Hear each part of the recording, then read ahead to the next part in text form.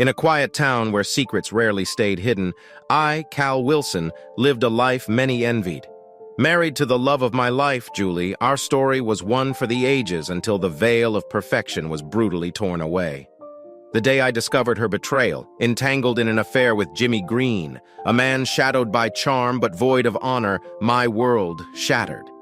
As secrets unravel and loyalties are tested, one question remains. How far would you go for retribution? This is my saga.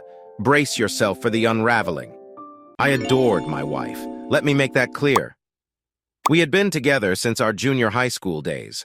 We were close friends then, and she was my closest companion. We shared countless experiences together. However, when we reached the age of 18 and began to realize our feelings for each other, we started behaving differently. Allow me to introduce myself. I am Cal Wilson. I stand at 5'10" and weigh around 175 to 180 pounds. I don't weigh myself every day. At 32 years old, I am in good physical condition and still run daily, just as I did during my high school and college track and field days. My hair is dark brown with a few premature gray streaks, but I have been told that my most attractive feature is my emerald green eyes. I work as a detective for the local police department. Our small town doesn't experience much crime, so my job is relatively easy. My wife is Julie Wilson, formerly known as Julie Vickers. Julie and I were the couple that everyone believed were meant to be together. She is absolutely stunning. She has long blonde hair, vibrant sky blue eyes, and a figure that could captivate anyone. She is also 32 years old. After graduating from college, we decided it was time to tie the knot. For 10 years, we had a wonderful life together. I would treat her to romantic dinners and dates multiple times throughout the year, not just on special occasions. Julie works as a paralegal at one of the 2 law firms in our city. Jimmy Green is a guy who was a high school quarterback, someone who always had things go his way. In other words, he was the golden boy until he suffered a knee injury while playing NCAA football. When he returned to town, his father, who happened to be the mayor, arranged for him to work at City Hall, where he closely collaborated with the sheriff's office.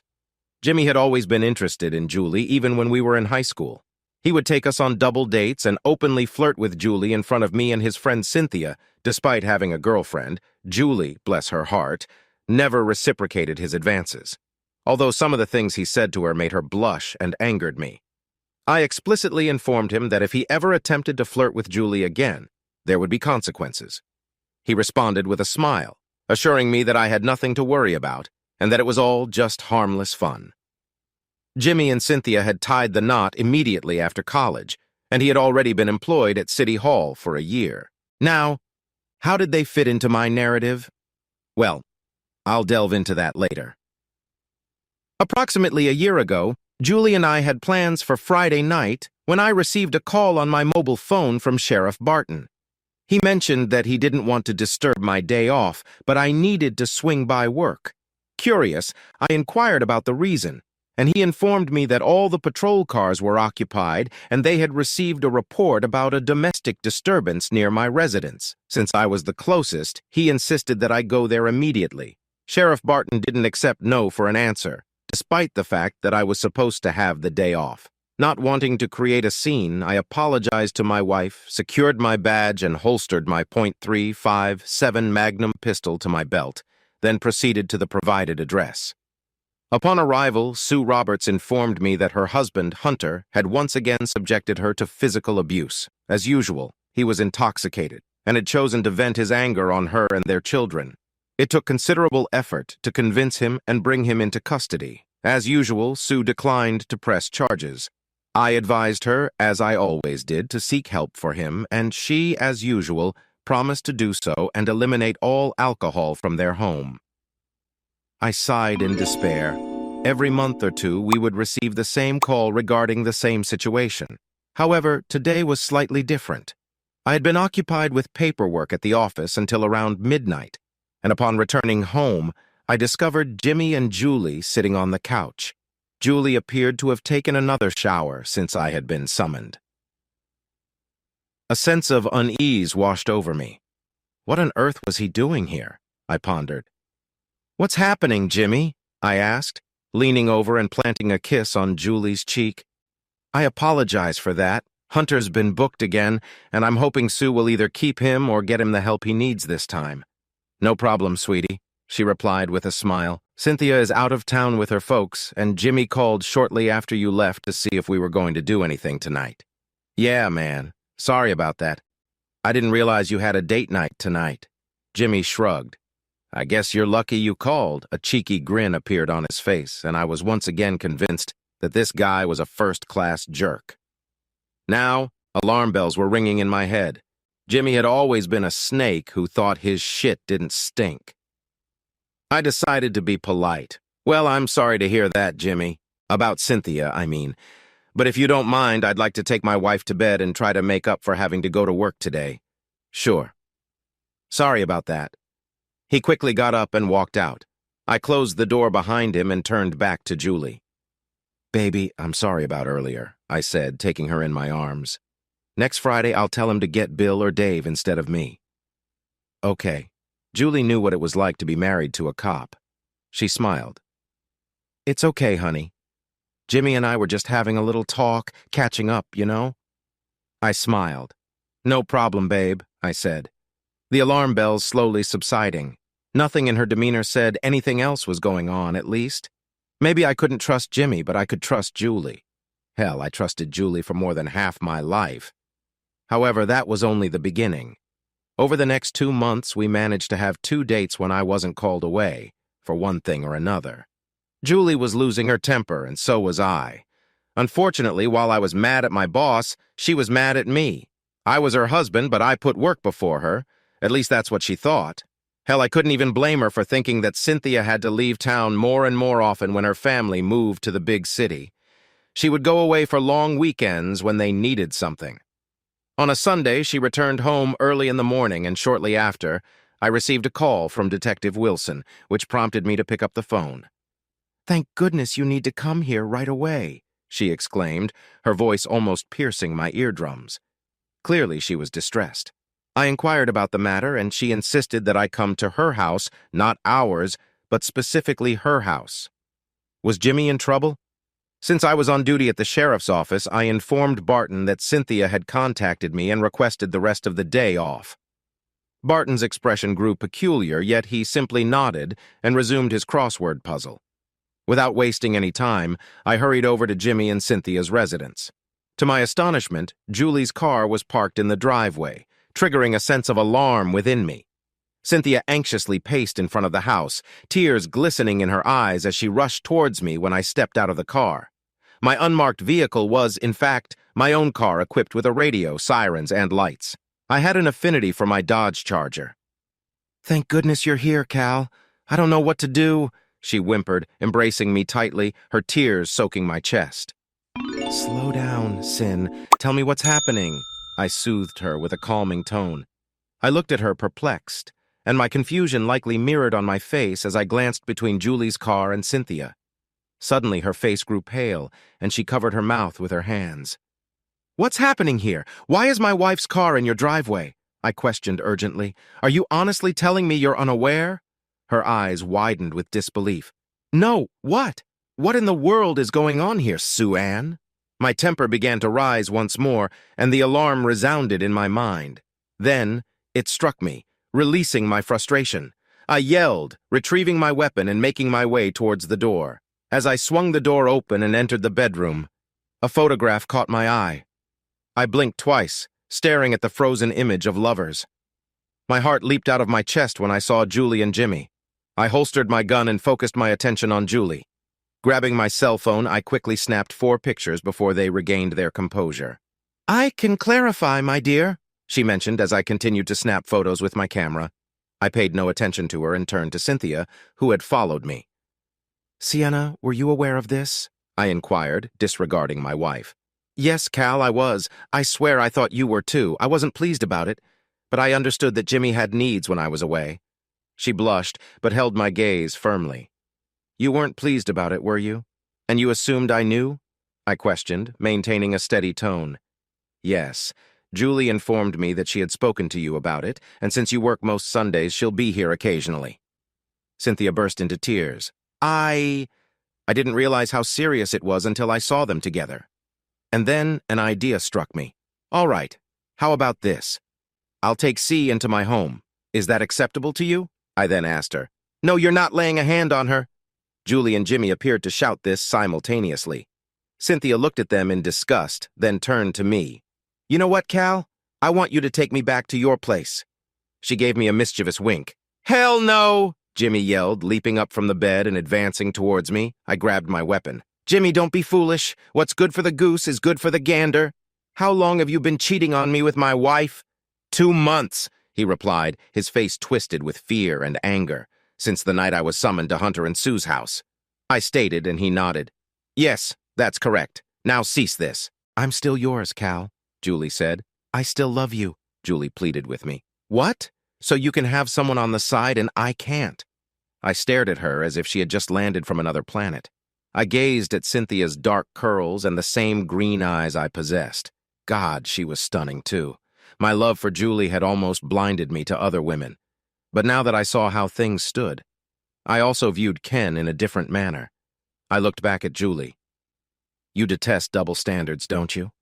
Well, that's what a double standard is. If you're going to betray me with Jimmy, then I'm going to betray Jimmy with CNN. Justice is justice. Cynthia's voice filled the room with disbelief as she exclaimed, I can't believe you entertained her in our bed, Jimmy. Take whatever you need for a few days.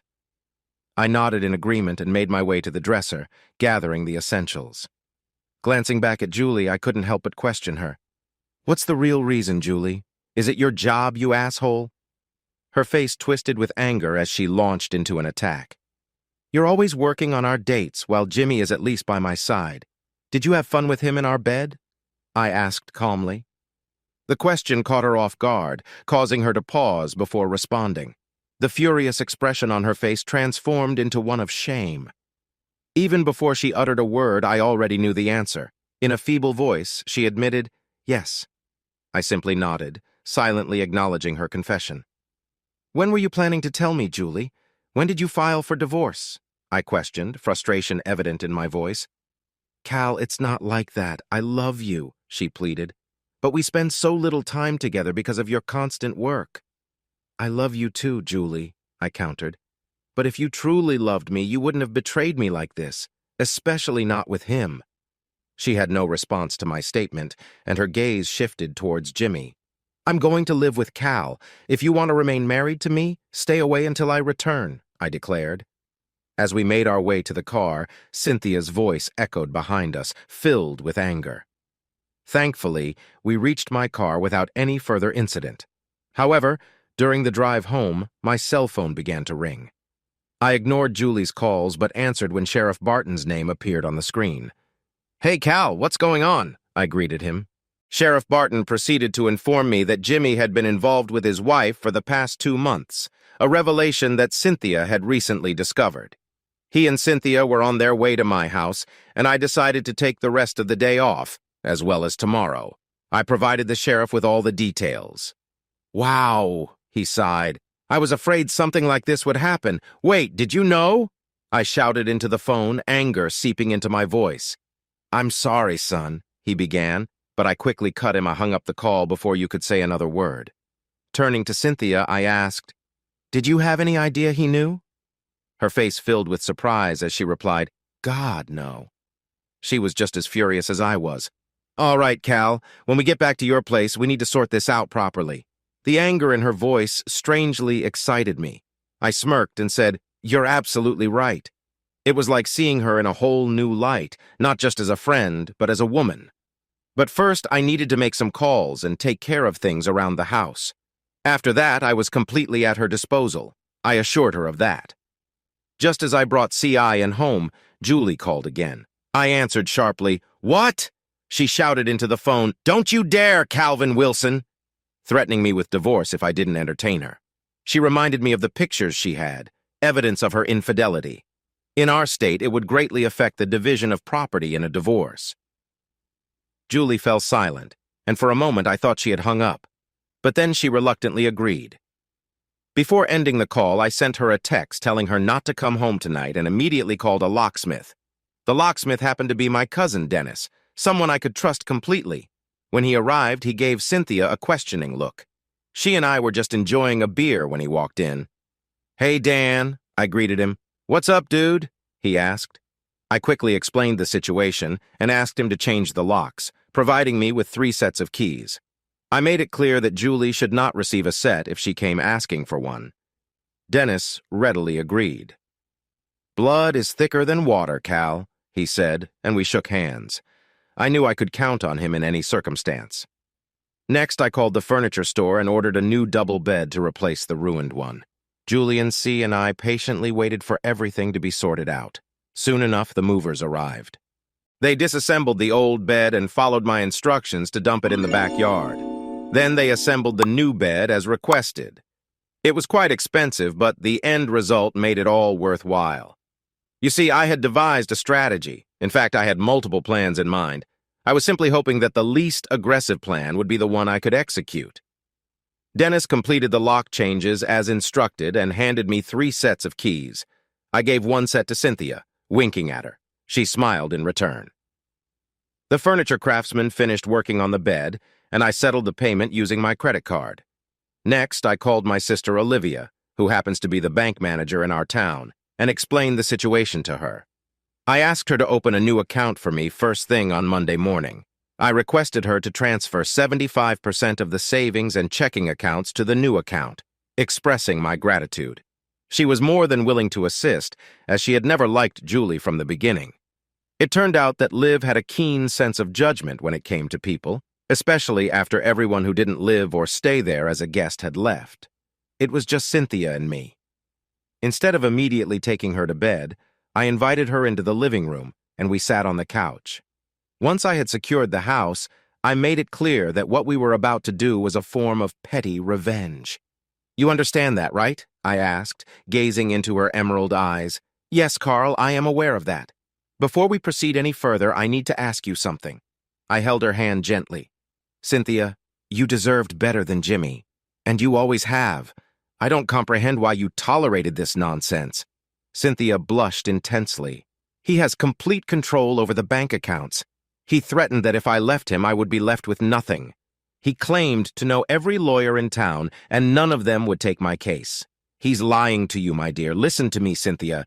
If you want to escape from him, don't worry about hiring a lawyer. Just answer with a simple yes or no. Do you want to leave that unfaithful bastard? Yes, but not solely because of his infidelity." She burst into tears and then rolled up her blouse sleeve to reveal a bruise on her upper arm. I closed my eyes momentarily. "Damn it," I muttered, shaking my head. That added a new dimension to my plan. "Honey, please pay attention to me. I am a licensed attorney in the entire state. Tomorrow I will contact a divorce lawyer from my wife's rival firm. We will hire legal representation. Sheriff Barton cannot terminate my employment, and he is well aware of that fact." I paused for a moment. "Susan, I have always held you in high regard. You have been one of my closest friends since childhood. I refuse to stand by and let your despicable husband harm you again with the contents of my SIM card. You will have a strong case against him, and you will receive everything you deserve." Her face brightened. "Cal, would you be willing to assist me, even though you are aware of this situation? Yes, I will support you, because you were unaware of the circumstances. I was unaware as well, and neither of us knew the extent of the situation. Now that we are informed, we must proceed with caution. I am familiar with Sheriff Barton, and I suspect he may have been coerced into this situation. I will speak with him tomorrow morning and inform him that I am taking a day off. I suggested that after securing legal representation, we should visit the station together. If you wish, you can press charges against Jimmy for the injuries." "But will you be able to do so?" she inquired. "Yes, you will, once I reveal the evidence to him. You see, until we initiate divorce proceedings, we will hold the threat of divorce over their heads. That is my strategy." I grinned as I outlined the plan to her. Cynthia chuckled melodiously. "I admire your strategic thinking. Here I am, preparing to exact a bit of retribution before the true retribution commences." No longer was it merely about seeking petty revenge. Cynthia and I had maintained a close relationship over the years, sharing a love for country music and jazz, as well as similar movie preferences that even Julie and I did not share. At that moment, my cell phone vibrated. I switched it to silent mode, and upon checking, I discovered that it was Julie's number. I smirked as I answered the call, annoyance evident in my tone. "What do you want now, Julie?" I asked. "It's not too late for us, Cal. We can discuss it," she pleaded in her irritating, whiny voice, which I despised. "We can, but will you stop cheating on me?" I inquired. She began to respond, but I ended the call and turned off my phone before she could call back. "What did she say?" I asked Cynthia. "She said to ask Cynthia," she replied, and that was all the answer I needed. I shrugged. "We need to discuss our next steps," I stated. She nodded in agreement. "Yes, we do. I can't go back to Jimmy right now. What we have is too different for me to find happiness with him again. Not that I was ever happy with him to begin with." Anger resurfaced as I realized that my own boss had been involved in this entire mess from the start. He had distracted me from Julie and allowed his despicable nephew the opportunity to seduce her. Julie was not innocent either. She could have rejected Jimmy's advances at any time. We had both been deceived. However, I was far worse than Julie. I confided in Cynthia about my feelings, and a look of guilt and sadness appeared on her face. "I'm so sorry, Cal," she said softly, caressing my cheek. "When Julie told you that I was supposedly okay with it, how did she say it? How did she say I felt about it?" I inquired, needing to know the lies Julie had told her. "Basically, she said that your feelings mirrored mine. And even though you didn't like it at all, you accepted it because you knew she had needs," Cynthia explained. My anger towards Julie intensified. I simply nodded. "All right, I'm going to play detective and uncover all the details," I declared. I outlined my plan to Cynthia, and she chuckled when I finished. "You're a cunning bastard, but I love you regardless," she declared, her eyes filled with amusement and love. "And you are the epitome of a Greek goddess," I replied. "And I love you too." We spent the remainder of the afternoon and evening together after showering. We dried ourselves off and made our way to the kitchen, where Cynthia had prepared a delicious meal of pork chops with vegetables. She used a variety of spices from the cupboard, resulting in amazing flavors. The vegetables topped with cheddar cheese sauce were equally delightful. After filling ourselves with food, we sat at the table and discussed our future plans. Once we finished eating, I praised her cooking skills and honestly admitted that she was a better cook than Julie. For a moment, my resolve wavered as I realized that I no longer harbored hatred towards Julie. While she had betrayed me, she inadvertently brought Sin and me closer together. However, the mere thought of her infidelity reignited my anger, and I vowed that she would receive nothing from me beyond what the court deemed fair once those incriminating photos were presented as evidence. Although I had a plan in mind, it would require some time to finalize the details and set it in motion. As we drifted off to sleep, we found solace in each other's arms, a gesture that Julie despised. She preferred her own space while sleeping, unlike Ken, who enjoyed cuddling. The silver lining in our impending divorces was the absence of children. Julie believed that we were not yet prepared to start a family. She aimed to save money from her paralegal job, which was quite lucrative before considering having a baby. On the other hand, Sin made it clear to Jimmy that she had no interest in being involved with his children. She expressed relief for enduring the challenges of the past 2 months and stood firm in her decision. Despite Jimmy's pleas for her to stay home and start a family, Cynthia, a real estate agent with a flexible schedule, continued to thrive in the booming real estate market of our town. The task at hand was to access funds from her and Jimmy's joint bank account.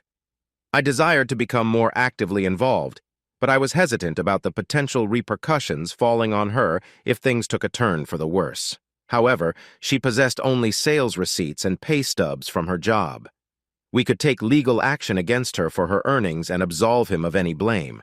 Therefore, after formulating a strategy, we embarked on a journey to the attorney's office the following morning. We conversed with Phil, who is Liv's husband and my brother-in-law, and he agreed to handle our case at a discounted rate for family members. In essence, he accepted the case for a nominal fee and an opportunity to exact revenge on Jimmy. Yes, Jimmy had made advances towards Live once, and Phil was displeased by it. It was becoming evident that Jimmy did not have many allies beyond his family circle. Phil drafted divorce papers for both spouses, and I forwarded him the images from the previous day as evidence. The timestamps on the images were sufficient proof, and their admissions regarding the duration of the affair provided Phil with some leverage in preparing the legal documents for each divorce. He promised to gather incriminating evidence against them and serve them the following day, Tuesday, after concluding his business at the office. We proceeded to Sheriff Barton's office. "Hey, Bart," I greeted as I entered the premises. I maintained a composed tone and a smile on my face as Cynthia followed me inside. I shared the images with him on his phone and assured him that the motive behind it would soon become apparent. I gestured towards Cynthia. "Show him what you showed me yesterday." She rolled up her sleeve, revealing the bruise from the altercation. "Jimmy inflicts this on me almost daily." "Well, he won't be doing it to me anymore, as I'm not going back. I wish to press charges against him." "That could be a problem," he began, but I cut him off. "Bart, unless you want those images I just sent you to circulate all over the internet and be displayed on City Hall's walls, you will personally apprehend this scoundrel and place him behind bars. Subsequently, you will approach the district attorney and request the initiation of legal proceedings. I am aware that without this leverage, his misconduct will simply be swept under the rug as usual. I don't wish to engage in that activity, but I am prepared to do so if necessary." I clearly explained the situation to him. "Now, I am interested in learning the extent of your involvement in Jimmy and Julie's affair. If you refuse to disclose the information, those images will still be made public, and your name will be linked to them as an accomplice." Sheriff Barton was visibly tense, and he was aware of it. I discreetly activated the recorder in my pocket just before he began speaking. "I regret the entire situation. I should not have allowed Jimmy and Fred to persuade me. Even the mayor was involved." "How did they manage it?" I inquired, raising an eyebrow. "He claimed that he and Julie were in love and that he required my assistance to keep you away so he could be with her." This statement prompted me to raise a second eyebrow. I suspected Jimmy was lying at that point, but I couldn't be certain. "Please continue," I urged, nodding. "It all began the night I asked you to accompany me to Hunter and Sue's. Jimmy explained that despite their love for each other, they did not desire a divorce and wished to remain married to you." He paused, taking a deep, shaky breath before continuing. "He revealed that an agreement had been reached with both of you that when you were at work or out of town, they would be together. At that moment, I believed the matter was resolved. Well, I had my suspicions, but I chose not to stir up trouble. I knew Cynthia was aware, but I assumed you were not, Carl. However, family loyalty prevailed, so I remained silent and assigned you to all the unnecessary calls I could find. I deeply regret my actions." His expression of misery convinced me. Despite this, it did not change the fact that he had betrayed me. I reconsidered my decision to ruin his career in law enforcement. "I considered you family, Bart. It appears you did not share the same sentiment towards me," I remarked, shaking my head. "No, this justice had to be thorough. It was no longer about seeking revenge. It was about ensuring justice for all parties involved. Everyone would receive their due." With a sigh, I posed another question to him. "Who else was aware of this situation besides you?" I inquired. A look of shock crossed his face, reminiscent of the expressions Julie and Jimmy had in the photos I had just shown him. "Remember?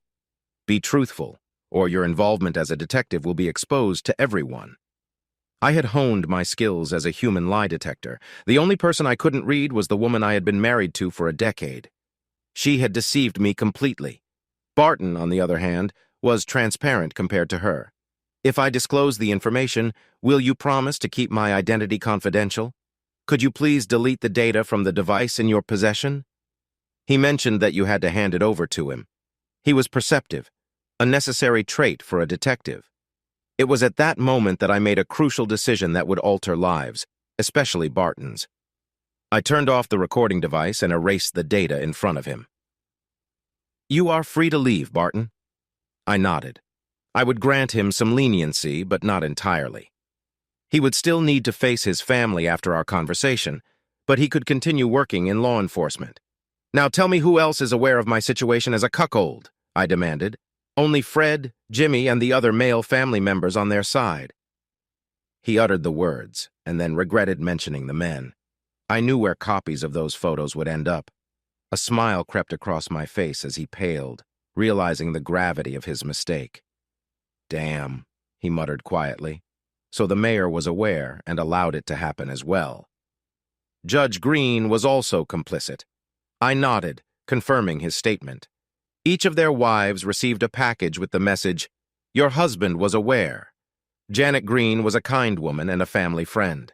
She had been friends with my parents even before marrying Fred Green, the current mayor of our town. Alice Green, Judge Green's wife, was not as pleasant, but she deserved to know what her husband had permitted. I found it strange that Julie hadn't attempted to contact me today, but before I could dwell on it, my phone buzzed. Of course it was Julie.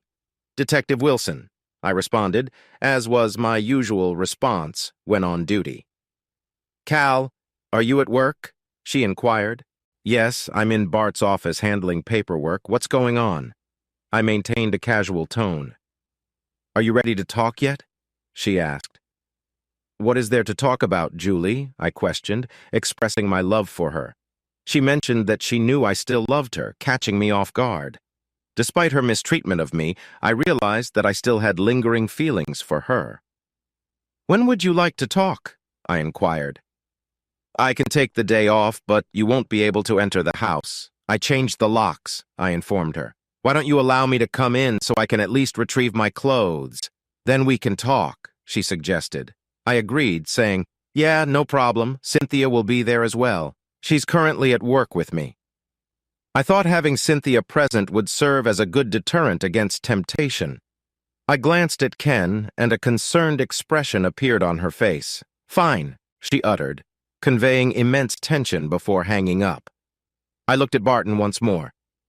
"Does anyone besides the mayor, you, Judge Green, and Jimmy know that I've been deceived by him and my wife?" I inquired. "No, that's all of us," he confirmed. "And Cynthia is here too," he added, attempting to engage her in conversation.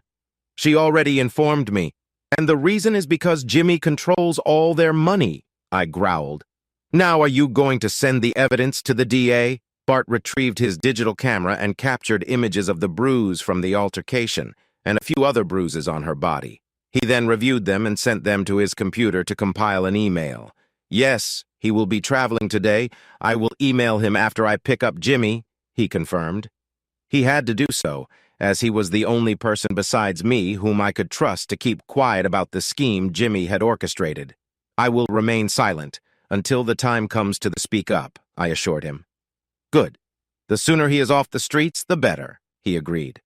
"I would go myself, but you know that," I shrugged. I didn't want to be associated with his arrest, particularly after the news of his affair with Julie became public knowledge. "Yes, I understand. I do not support your actions. However, what he did to you is unforgivable, in my opinion. I never agreed to defend him for beating his own wife. If I have any say in it, he will face the consequences. If he wasn't family, I wouldn't be assisting him." "You have to believe me," son said Barton. That touched me. I have known Sheriff Stanley Bart Barton my entire life, and until yesterday I had respected and admired him. I still like him now, but my respect for him is tainted with betrayal. "I believe you, Bart." I nodded, then stood beside Sin. "Now I need to give Julie her clothes and remove her from my house," I said, shaking his hand. "Will you be coming tomorrow?" he asked. "No, I am officially taking a 5-day vacation starting today. I will return next Monday," I said, smiling. "All right, that sounds good." He smiled, and I had a feeling that once everything settled, he would be all right. But I wasn't finished yet.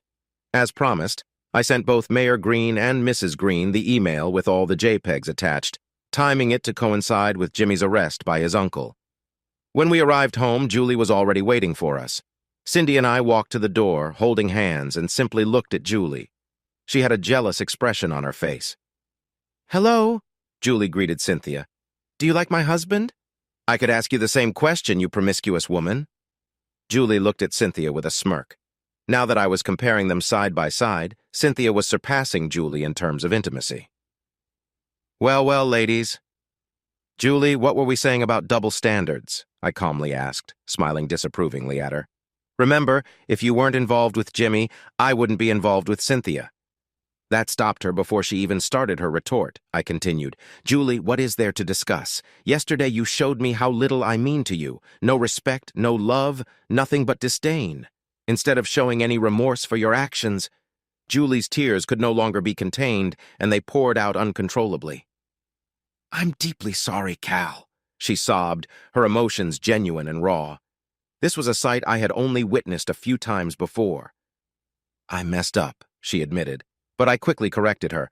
"No, you messed up. Jimmy hurt Cynthia. Did you know about that?" I glanced at Cynthia, who revealed a bruise on her arm. I recalled how she used to cover it up with heavy makeup for church.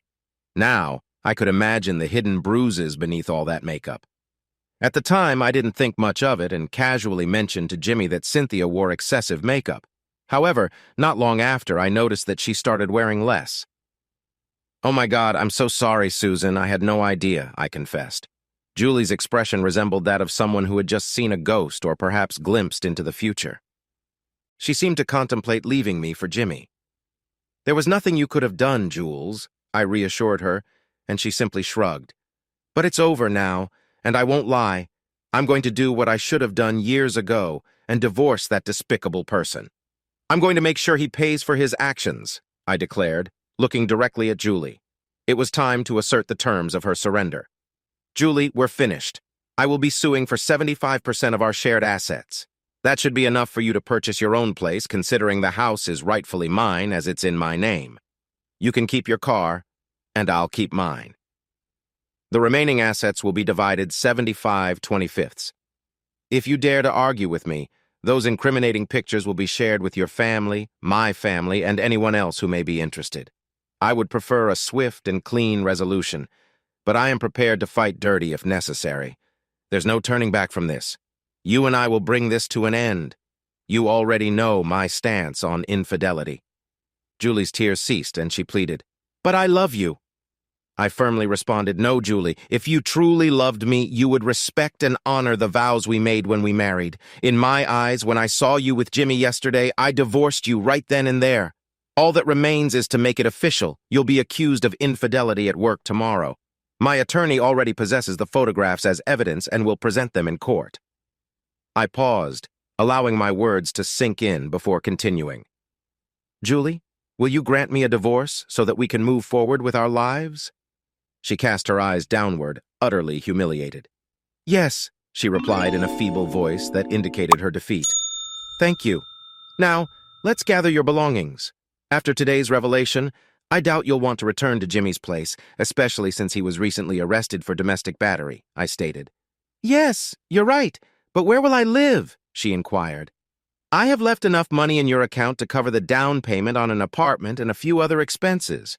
It used to be a joint account, but I transferred 75% of the funds to an account in my name and removed my name from the joint account. So now it's all yours?" I shrugged. "I hope things work out for you, Julie. As much as I would like to despise you, I simply cannot. We have known each other for far too long.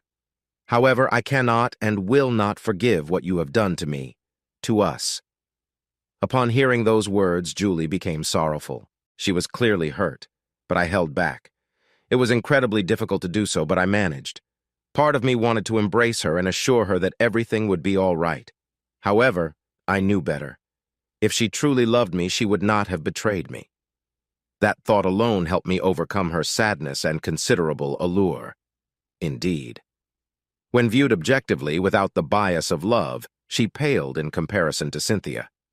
However, that did not diminish her own magnificence.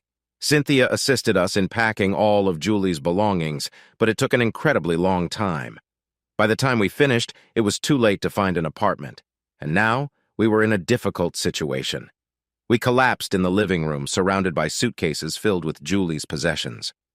Her closet was empty, and her dresser, nightstand, makeup table, and bathroom sink were all cleared out.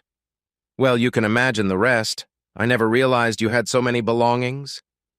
"Jules," I chuckled as Cynthia entered the room, handing each of us a glass of beer before settling on my lap. Julie observed us with a wistful expression, devoid of any jealousy this time, but rather a sense of what she had let go. "It has been more than a decade since I moved here, and I have a habit of not discarding anything wearable." Julie shrugged, and I couldn't help but giggle. "I understand." "All right then," I smirked. "Jules, it's getting late. If you'd like, You can sleep in the guest room." Cynthia leaned in close to whisper in my ear. "Is that a wise decision?" she asked softly. "I don't despise her as much as I used to. I can't. I don't love her anymore, but I still care," I whispered back. Then I glanced at the hopeful expression on Julie's face. "Jules, it's just for one night. You can sleep in the guest room, but in the morning, pack your car and remember, we have to deal with the divorce papers. I'll drive you home." Julie held back a sob. "Is this truly necessary?" she finally asked. "Can't we simply visit your lawyer in the morning and I'll sign everything in his office?" As much as I wanted to humiliate her, I hesitated. I also remembered the good times we had shared over the years. Damn. It's a good thing memories are valuable. I surveyed the scene and raised an eyebrow. "What do you think? Is it worth it?" I asked her. Cynthia looked at Julie and saw the sheer despair in her eyes. Then she turned her gaze back to mine. "I believe she has already suffered enough. And yes, I think it will work." I looked at Julie. "Excellent. We'll go to Phil's office in the morning. You'll sign the papers, and we can request the judge to finalize our divorce. No need for counseling or worrying about child custody. So, no need to worry." Julie smiled. For the moment, she had escaped my anger. The dust had not settled yet. In fact, the explosion had not even occurred. "I see you've already replaced the bed," she said, her voice still filled with regret. "Yes, I needed to upgrade it anyway, but at the time I didn't know that Shin here enjoys cuddling." If I had been aware of the situation, I would have likely chosen to settle for a double. I couldn't help but smile as I added salt to Julie's wounds, causing her to visibly flinch. It made me question whether I had truly been a good wife. Julie, feeling the weight of her decisions, admitted that she hadn't been a good wife since she decided to entertain someone, especially someone like Jimmy Green, who she knew I had strong feelings against. Now the time for reckoning has arrived for Jimmy. If he wants to avoid being crushed, I advised Julie to leave town as soon as the divorce is finalized. I spoke in a calm and steady voice, emphasizing each word. Julie's face showed a mixture of fear and understanding. She asked me what I meant by that, and I simply replied, "I mean exactly what I'm saying, Jules. I want you to understand, Julie, that I don't harbor any hatred towards you. However, there is a storm coming. When the mayor himself allows his son to engage in an affair with another man's wife, fully aware that his son is in the wrong, there will be serious consequences. While it may not be illegal for the mayor to have known about it or even allowed it to happen, what is definitely illegal is manipulating a husband's job assignment to benefit his son. I was lying through my teeth, but it was necessary to protect Bart. At least Bart had a conscience, and I hoped that would shield him when I exposed the truth to the entire town. I knew that Mayor Green was the one who assigned me to work on Friday nights, even though I usually had those nights off. He also made sure I was occupied on Sundays. Julie's eyes widened at those words. She realized that Jimmy had used his own father to set us both up. It all started to make sense, albeit in a twisted way. You see, Jimmy wasn't just an asshole by chance. He had learned from his father, who could easily contend for the title of the biggest asshole in the universe. Mayor Green was undoubtedly an asshole, and his recent actions had only further proven that. Yes, Mayor Green was second on my list right after Jimmy Green. But before Judge Green, Bart had removed himself from that list. But I had a premonition that he wouldn't emerge unscathed.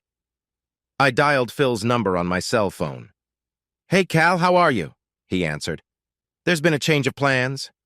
"Phil, Julie will be coming over tomorrow morning with me and CNN to sign the papers at your office. Is that all right with you?"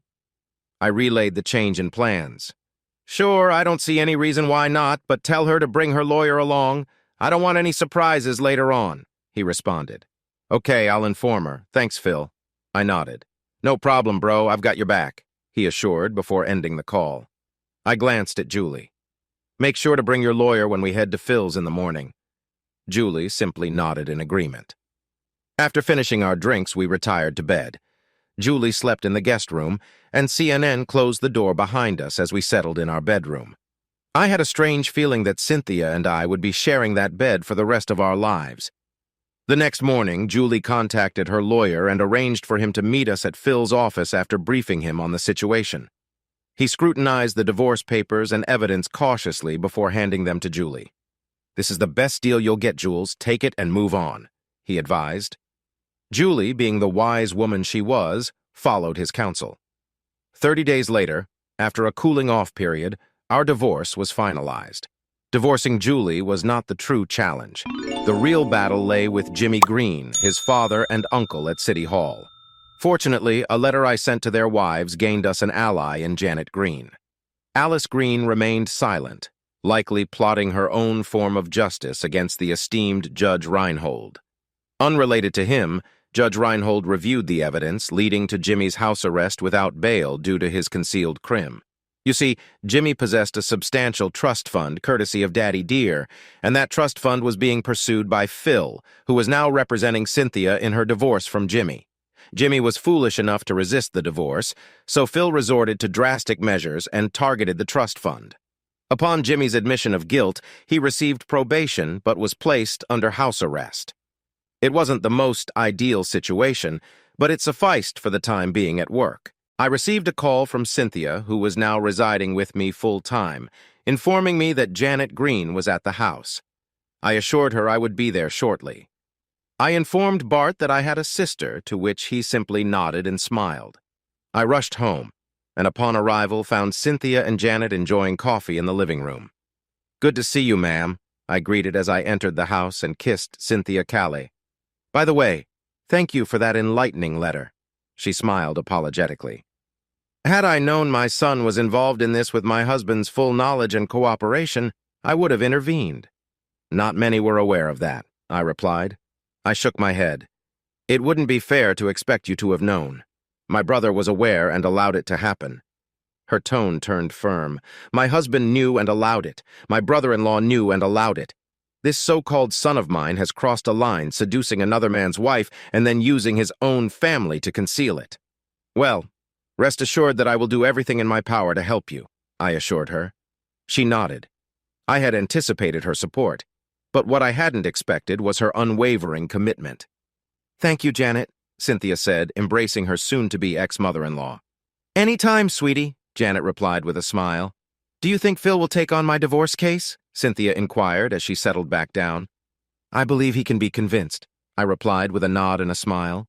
"Mrs. Green, Janet, Cal, you should know that by now," she corrected me with a smile, scolding me gently. "All right, Janet, I hope you won't hold it against me for representing Cynthia." I expressed some concern about how she would react to the suggestion. "Nonsense, Cal," she chuckled. "You both deserve to be happy, especially after what Julie and Jimmy did to you. I have a feeling that you two should find happiness with each other. I could potentially sue Jimmy, his father, and maybe even both uncles for alienation of affection. However, why bother? It's usually a frivolous lawsuit and extremely difficult to prove. No. My plans for Jimmy and his father were much more severe. After thoroughly investigating the situation, I discovered that Mayor Green, along with his son, had conspired to ruin my marriage. I contemplated charging him with bribery and solicitation by proxy. The judge, while knowledgeable, was at fault for not informing me of crucial information. Julie wanted nothing to do with Jimmy and left town shortly after our divorce was finalized. Her boss helped her secure a job in another city with a friend from law school. She followed my advice and dropped the AOE before things got worse. Bart cooperated fully with me and apologized to my sister for his involvement. He confirmed my suspicions that Mayor Green had threatened him, saying that if he didn't comply with Jimmy's plan, he would lose his job as sheriff and be replaced by someone chosen by the mayor. Despite his flaws, Bart had always been an excellent sheriff. Any replacement chosen by Mayor Green would have been detrimental to the police force. One evening, Barton, Janet, Cynthia, and I were enjoying a meal together, feasting on delicious fried chicken cooked by Cynthia herself. Yes, she's skilled in both the kitchen and the bedroom, and Jimmy chose Julie over her. Well, sometimes you can't argue with personal preferences. After dinner, over some beers, we discussed the plan. I outlined the details and mentioned that the deadline was being extended so that Mayor Green could be served with the divorce papers first. The whole town was going to get a goddamn enema. The initial task was to reach out to Phil and review the findings of the private investigator. I contacted him, and the results were positive. He had gathered substantial information on our esteemed mayor and his son. Janet had always regretted her parenting of Jimmy, Upon assuring her that he took after his father, she finally relented. I understood her perspective. She shared how her husband had transformed from a kind man to a ruthless tyrant over time. The saying, "power corrupts and absolute power corrupts absolutely," resonated with Mayor Green's governance of our city. Ultimately, it boiled down to the fact that by using his son as a pawn, he demonstrated his dominance over all women. I sympathized with Julie upon learning this revelation. The recorded conversation made me uneasy when Phil played it in his office. Mayor Green had just divorced her. "Jimmy, give her what she desires and I'll ensure she leaves town." Jimmy, "But Daddy, she can't divorce me. She belongs to me, and I can control her as I please." "Mayor Jimmy, let's resolve this quickly. Rumors are spreading, and we must address this promptly. Disregard Carl. I'll have him dismissed and expelled from town. Cynthia must accompany him. You've made enough mistakes." "Jimmy, how can you say that?" "Daddy, you assured me Julie was prepared. You instructed Bart to assign him additional duties and calls. Mayor. Yet you allowed her to escape. Jimmy, I was incarcerated in case you've forgotten. How was I to anticipate Cynthia betraying me? Mayor." "Don't fret about Cynthia. I have a plan for her. Look after yourself and maintain a low profile." Jimmy, "Very well, Daddy. Just ensure she doesn't proceed with the divorce. Make it appear accidental." "Phil, cease the recording." I glanced at Cynthia, Janet, and Bart. Bart remarked, "This is adequate evidence of conspiracy," and Phil concurred. Bart then turned to me. "Would you like to take the lead, my boy?" I smiled and checked my revolver. "It would be my pleasure, sir," I grinned. Then I glanced at Cynthia. "Darling, please stay here with Phil. Bart and I have to deal with some dangerous individuals." Cynthia embraced me tightly and kissed me passionately, pouring all her love and affection into that kiss. "Be careful, my love," she whispered. "I love you." "I love you too, my dear," I replied, giving her an encouraging smile. "Don't worry, Bart and I can handle it." We got into Bart's vehicle parked outside Phil's office. He switched on the lights and siren, and we sped towards the mayor's residence where Jimmy was now residing. On the way, he contacted Judge Reinhold, no relation, and obtained a warrant for their arrest based on a wiretap from a private investigator. Gotta appreciate the Patriot Act. Upon our arrival, Mayor Green was just finishing dinner with his son, oblivious to our approach after Bart turned off the siren. We parked in front of the mansion and entered with our firearms at the ready. Bart demonstrated his expertise by kicking down the door. "What is the meaning of this?" Mayor Green demanded. Jimmy's face displayed sheer terror upon seeing my .357 pistol and Bart's .44 caliber single barrel aimed at them. I kept Jimmy covered while Bart advanced and prepared to make the arrests. Frederick Green. You and your son, Jimmy Green, are being apprehended on charges of conspiracy to commit murder. You have the right to remain silent. If you choose to speak, your words can be used against you in court. You have the right to an attorney and to have an attorney present during questioning. Do you understand these rights as I have explained them to you?" Bart holstered his revolver, secured the handcuffs on Fred's wrists, ensuring they were properly fastened and the keyholes were out of reach. He then seated the mayor and restrained Jimmy while I recited his rights and handcuffed him as well. After both of them were handcuffed and placed in the back seat of Bart's Charger, we returned to the station and proceeded to process them. Jimmy, surprisingly, remained silent, displaying an unusual level of cleverness. Once Fred was placed in the cell and Jimmy was taken to the interrogation room, I entered with Cynthia by my side. I laid out the documents in front of him and played a tape of his confession where he vaguely admitted to killing his wife. Jimmy listened attentively, but his complexion noticeably paled. The realization of the deep trouble he was in sent a chill down his spine. He desperately claimed that this evidence couldn't be admissible in court. He attempted to argue, but it was futile, Jimmy. I shrugged. What truly matters here is the court of public opinion. If we invoke the Patriot Act, suspecting you and your father of harboring domestic terrorists, and present this conversation to Homeland Security, it could easily be misconstrued as planning and execution, an act of terror. I spoke with conviction, thoroughly enjoying myself. "What do you want me to do?" he asked, broken. He knew we had him cornered, and he understood that if he didn't cooperate, he would face severe consequences. "As soon as your lawyer arrives, you will sign this document granting Cynthia everything. Your lawyer will witness it, and then everything will be presented to the judge. The judge will award everything to Cynthia. You will go to prison, and eventually, you will be released to live the life that awaits you. Do you comprehend how things will unfold? I inquired, and he simply nodded in response. It was immensely satisfying to witness Golden Boy's downfall. Jimmy, if you hadn't decided to seduce my wife, none of this would have occurred. You chose the wrong man's wife, you asshole. I'm sorry, he cried, and for the first time I saw tears streaming down his face. Jimmy Green was weeping. I glanced at Cynthia, and she looked back at me, both of us expressing pure astonishment. Then we exchanged smiles and redirected our attention to the sobbing, repentant Jimmy Green. Shut up, Jimmy snapped. Cynthia, you and your despicable father were plotting my demise. It is evident that you are only remorseful because you were caught in the act. This revelation shook Jimmy out of his stupor, making him realize the chaotic mess he had gotten himself into, causing his mind to practically shut down. He simply stared blankly at the wall that separated us. Eventually, when his lawyer arrived, I played him the tape, and he closed his eyes, releasing intermittent sighs. I presented my plan to send the tape to local news stations, as well as major television networks. This managed to snap Jimmy out of his self-imposed state and convinced him to sign the divorce papers. With Fred Green, we achieved the same outcome, as he signed the papers without putting up a fight as soon as his lawyer arrived. Since we never explicitly stated it, we implied that we would withhold evidence if they cooperated. Subsequently, we proceeded to send copies of the tape to news stations, the prominent networks, and even Fox News. Additionally, we sent a copy to the State Attorney General's office. The impact was akin to a small thermonuclear explosion in our once peaceful town.